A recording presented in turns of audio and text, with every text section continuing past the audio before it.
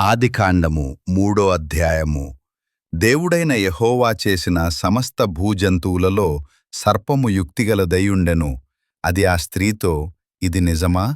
తోట చెట్లలో దేని ఫలములనైనను మీరు తినకూడదని దేవుడు చెప్పెనా అని అడిగెను. అందుకు స్త్రీ, ఈ తోట చెట్ల ఫలములను మేము తినవచ్చును. అయితే తోట మధ్యనున్న చెట్టు ఫలములను గూర్చి దేవుడు, మీరు చావకుండునట్లు వాటిని తినకూడదనియూ వాటిని ముట్టకూడదనియూ చెప్పెనని సర్పముతో అనెను. అందుకు సర్పము, మీరు చావనే చావరు.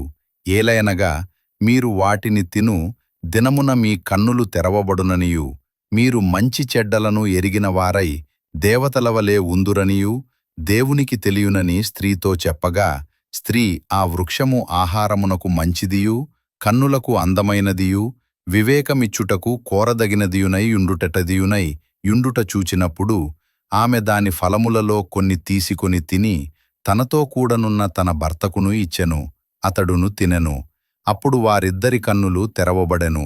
వారు తాము దిగంబరులమని ఎరిగి అంజూరపు ఆకులు కుట్టి తమకు కచ్చడములను చేసుకొనిరి.